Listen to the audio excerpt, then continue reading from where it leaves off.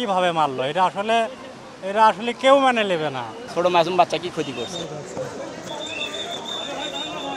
সোমবার দুপুর 12টায় 11 মাস বয়সী শিশু আব্দুল্লাহর বিচ্ছিন্ন মাথার খোঁজে করতোয়া নদীতে অভিযান শুরু করে ফায়ার সার্ভিসের ডুবুরি দল। এক পর্যায়ে আসামি আজিজুলকেও আনা হয় ঘটনাস্থলে। তবে 2 ঘন্টার অভিযানে কাটা মাথার খোঁজ না পেয়ে সাময়িক সময়ের জন্য উদ্ধার অভিযান বন্ধ করে দেওয়া হয়। ফায়ার সার্ভিসের কর্মকর্তারা বলছেন, নদীতে কচুরিপানা থাকায় বেগ পেতে হচ্ছে। তবে পুলিশ চাইলে আবারও উদ্ধার অভিযান পরিচালনা করবেন তারা। যতক্ষণ পর্যন্ত পুলিশ প্রশাসন চাবে এবং যতক্ষণ পর্যন্ত এটি উদ্ধার না হবে আমরা আমাদের উদ্ধার কাজ চালিয়ে যাব।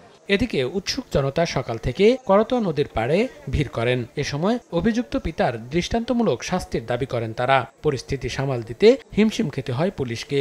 কিভাবে মারলো? এরা আসলে কেউ মেনে নেবে না। ছোট মাসুম বাচ্চা কি ক্ষতি করছে? এমন বড় ধরনের শাস্তি দেয় সারা দেশে যেন মানুষ এরকম কোনো কাজ করার সাহস না পায়। পুলিশ বলছে, নিহত আসামনির বাবা আসাদুল বাদী হয়ে ঘাতক আজিজুল ও তার বাবা হামিদুল ইসলামের বিরুদ্ধে মামলা দায়ের করেছেন। তবে কি কারণে এই হত্যাকাণ্ড তা খুঁজতে অধিকতর গুরুত্ব দিয়ে তদন্ত করা হচ্ছে। প্রাথমিকভাবে তাদের পারিবারিক কারণে এই হত্যাকাণ্ড সংঘটিত হয়েছে মর্মে আমাদের কাছে প্রাথমিকভাবে তারা আসামিরা স্বীকার করেছে, জানিয়েছে। তারপরে আমরা বিষয়টা আরো গুরুত্ব সহকারে খতিয়ে দেখছি। গত শনিবার রাতে বগুড়া শহরে ঘুরতে যাওয়ার কথা বলে ডেকে নিয়ে শাহজাহানপুরের বনানীতে একটি আবাসিক হোটেলে নিয়ে স্ত্রী সন্তানকে হত্যা করে আজিজুল। সময় সংবাদ, বগুড়া।